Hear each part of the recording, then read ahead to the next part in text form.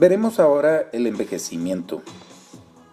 Como pueden ustedes observar en esta imagen, el ser humano en su infancia tiene un aspecto, en su juventud otra, y en la tercera edad o ya la última etapa, pues otra. Van habiendo cambios en su fenotipo y cambios en los sistemas, órganos del cuerpo.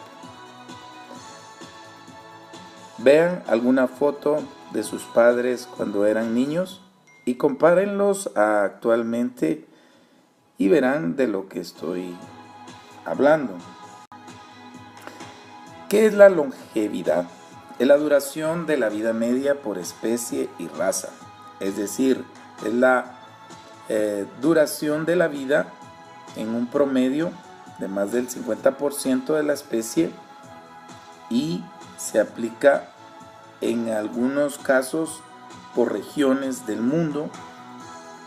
Y esto tiene que ver mucho con el desarrollo social, económico, cultural y, por qué no decir, los servicios de salud tienen también que ver. Todo aquello que es preventivo mejora la calidad o expectativa de vida. Veremos la explicación desde el punto de vista genético y del medio externo.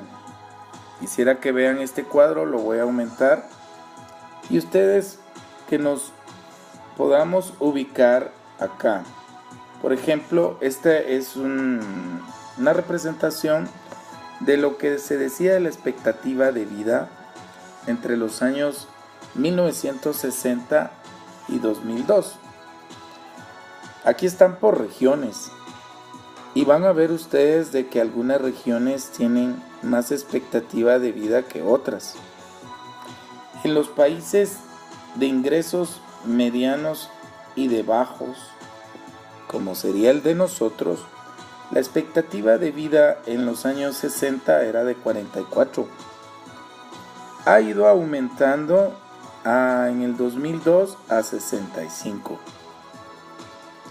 En algunos otros países, por ejemplo, podríamos hablar de ingresos altos, veremos que ha sido más alta que la nuestra, 69 en los 60, 78 en el 2002. Los factores celulares del envejecimiento se han clasificado en varios. Hay uno que es la excitotoxicidad, desencadenada por diferentes factores y lo que hace es externamente contribuyendo a la toxicidad de la célula, empezando por una etapa que le llamaremos aguda o inicial y luego ya viene una etapa más crónica o retardada. Segundo, las deficiencias en el suministro energético. Toda célula requiere de energía para su funcionamiento, para que se mueva, para que produzca, para que haya anabolismo, y veremos que todo esto habíamos recordado que el ATP, uno de los organelos más importantes en su producción, es la mitocondria. Pues veremos que el ATP también regula o está regulado su funcionamiento a través de las bombas sodio-potasio ATPasa. Un ejemplo es en las neuronas, las que consumen casi el 40% de la producción de mitocondrias de ATP. Se ha visto que las células en envejecimiento va disminuyendo la producción de este ATP o moneda energética, se recuerda. Tercero, factores de crecimiento. Estos factores de crecimiento son ligandos, señales que llegan a estimular la reproducción, proliferación y mantenimiento de las células. Sin embargo, la apoptosis, como vimos anteriormente, está relacionado con ciertos factores que están deficientes a nivel de factores de crecimiento celular. Entonces, se ha dicho que cuando disminuyen estos factores de crecimiento, empieza el proceso de envejecimiento y apoptosis. Cuarto, pérdida de la homeodinamia del calcio. El aumento de la concentración de calcio a nivel del citosol va siendo acumulativo y lo que sucede acá entonces es que puede haber cambios enzimáticos a nivel del citosol. Y aquí dice que puede haber deficiencia, acumulación de la mitocondria por su transportador dependiente del potencial de membrana.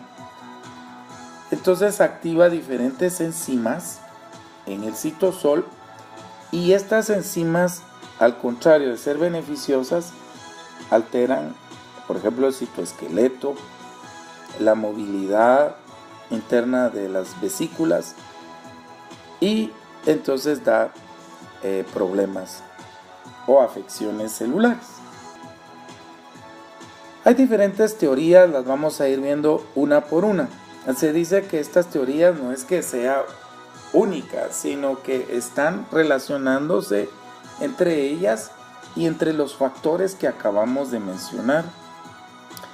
La teoría del daño oxidativa considera de que hay un aumento de todas aquellas moléculas que se les llaman especies de oxígeno reactivo, por sus siglas en inglés ROS. ¿Se acuerdan que hemos hablado del peróxido de hidrógeno? También hay otros, por ejemplo el ion superóxido, radicales de hidroxilo, que tienen unas funciones fisiológicas, pero si no se logra contrarrestar estos a través de los antioxidantes, se van acumulando y van dañando a la célula. Es decir, nuestro cuerpo produce todo esto. ¿Se acuerdan el peróxido de hidrógeno con la función de la catalasa?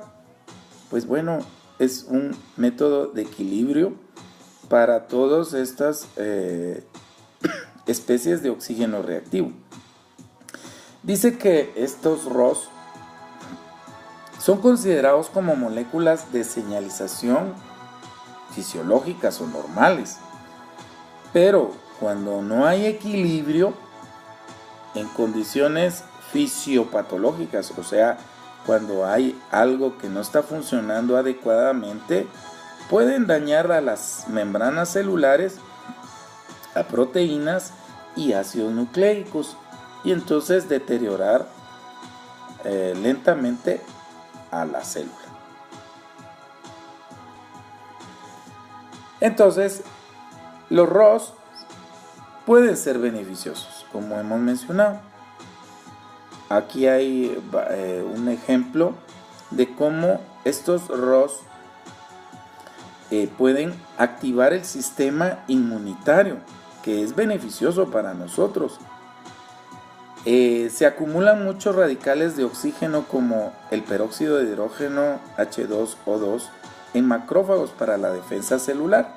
Fíjense que estas células macrófagos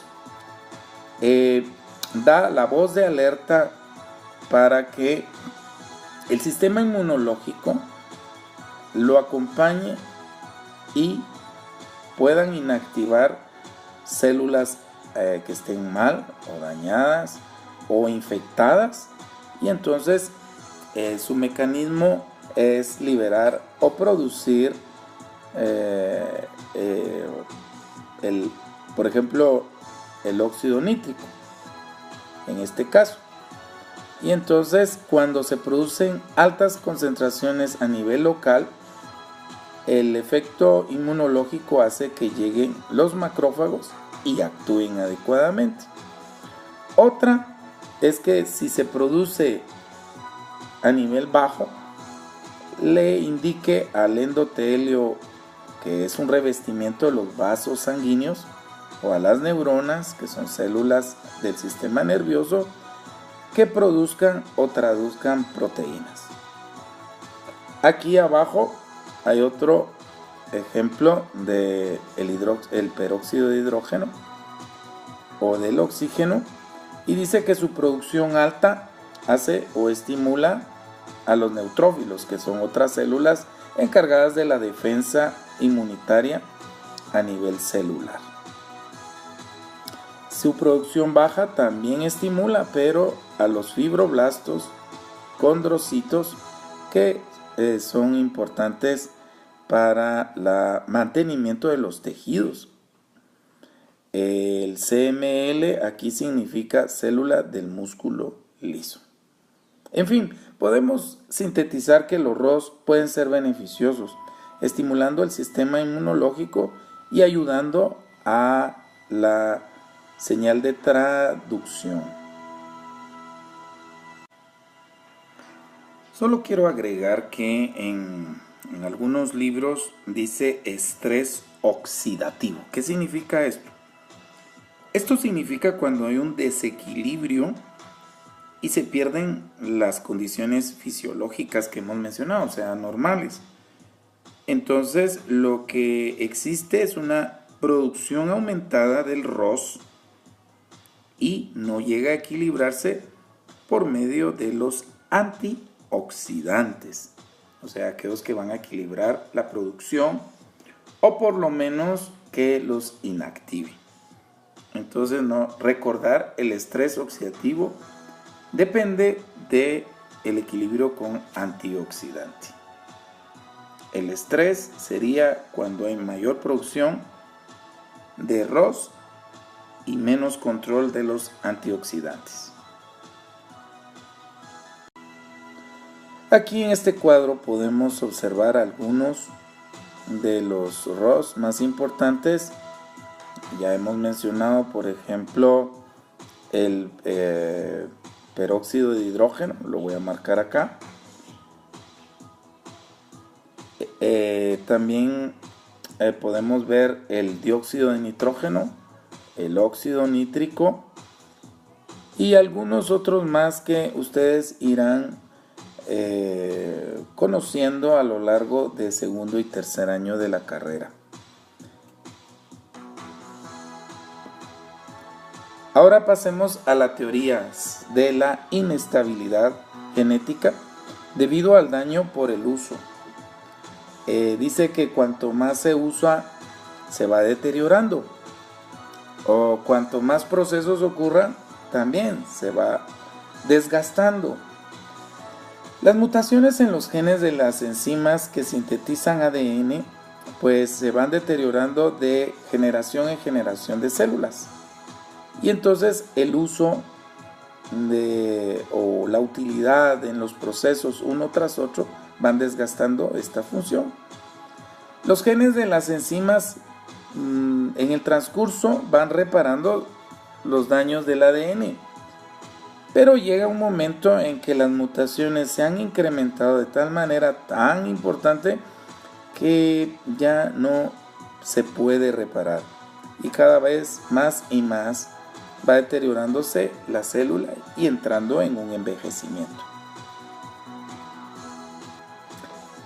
La otra teoría es del daño al genoma mitocondrial. Ustedes saben que nuestras mitocondrias tienen un ADN y por tanto un genoma. ¿Se recuerdan? Ese ADN es heredado de madre. Bueno, hemos hablado que la mitocondria está relacionada con la producción de la mayoría de ATP de nuestras células. ¿Se recuerdan?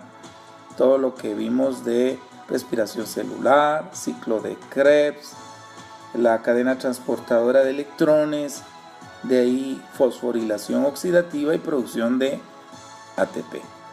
Pues bien, cuando hay ya daño a nivel de la mitocondria, esta producción empieza a disminuir.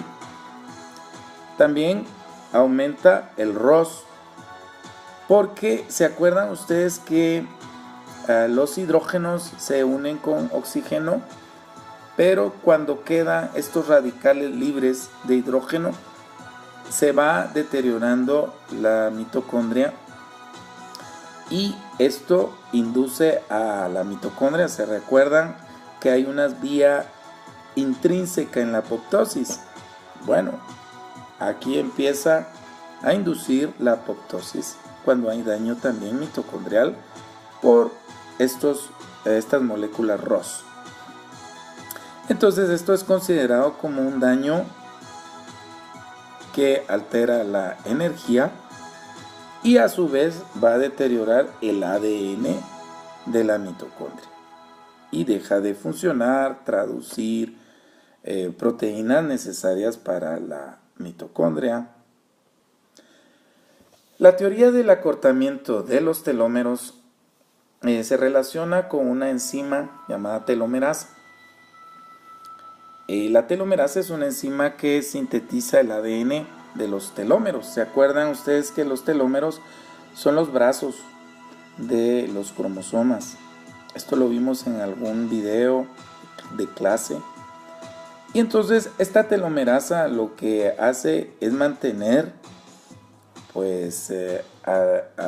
la longitud de los telómeros. Pero llega un momento en que el desgaste y la reproducción del ADN, o sea, replicación, se va deteriorando en las sucesivas replicaciones.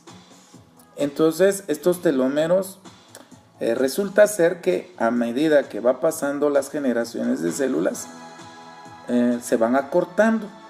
La telomerasa ya no es suficiente o eficiente, mejor dicho. Y entonces estos telómeros se acortan. Se dice que estos telómeros son una especie de reloj del envejecimiento. Y es que cuando más se van acortando, le va llegando la hora de la célula de morir.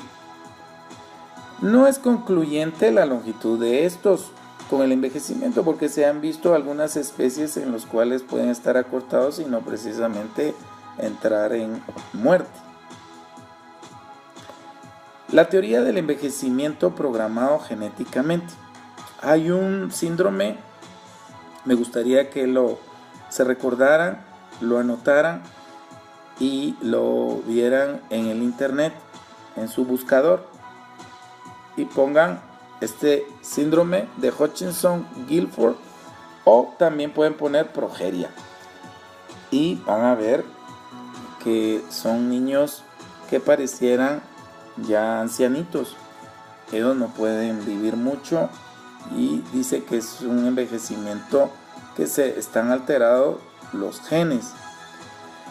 Se conocen los genes que están alterados y cuyos productos expresan funciones que promueve el envejecimiento en el fenotipo. Entonces se concluye que hay genes entonces cuyos productos están o intervienen en el envejecimiento. Bueno, hasta acá lo dejaremos. Hay más cosas que pueden ustedes consultar en su libro, pero esto es una ayuda didáctica. Hasta la próxima. Decía la expectativa de vida entre los años 1960 y 2002. Aquí están por regiones y van a ver ustedes de que algunas regiones tienen más expectativa de vida que otras. En los países de ingresos medianos y de bajos, como sería el de nosotros, la expectativa de vida en los años 60 era de 44. Ha ido aumentando en el 2002 a 65. En algunos otros países, por ejemplo, podríamos hablar de ingresos altos, veremos que ha sido más alta que la nuestra. 69 en los 60, 78 en 2002. Los factores celulares del envejecimiento se han clasificado en varios. Hay uno que es la